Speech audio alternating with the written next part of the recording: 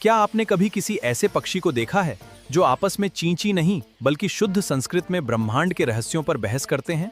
सुनने में ये एक कल्पना लगती है ना?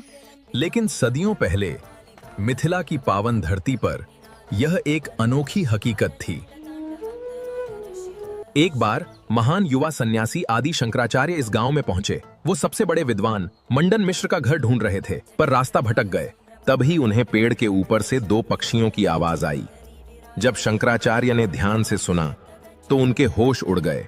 वो तोता और मैना कोई साधारण पक्षी नहीं थे, बल्कि आपस में वेदों और पुराणों के कठिन श्लोक बोल रहे थे। उन पक्षियों का ऐसा अगाध ज्ञान देखकर महान सन्यासी भी दंग रह गए। उन्होंने पहली बार अपने जीवन में ऐसे जीव देखे थे जो बड़े बड़े ऋषि मुनियों की तरह ज्ञान की गहराई को समझते थे।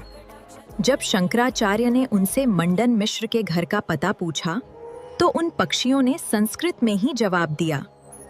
जहां दरवाजे पर बंधे पक्षी भी वेदों का पाठ कर रहे हों, समझ लेना वही मंडन मिश्र का घर है।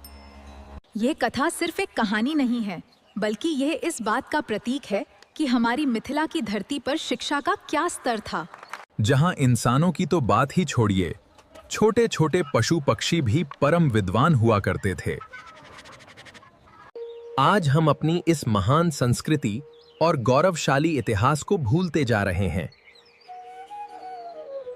लेकिन हमारा फर्ज है कि हम मिथिला के इस अद्भुत गौरव को फिर से पूरे विश्व के सामने लेकर आएं और अपनी आने वाली पीढ़ी को बताएं। क्योंकि ज्ञान ही हमारी सबसे बड़ी शक्ति है। आइए मिलकर अपनी इस महान विरासत को जिंदा रखें। अगर आपको अपनी इस महान मिट्टी की कहानियां अच्छी लगती हैं, तो इस वीडियो को एक लाइक जरूर करें।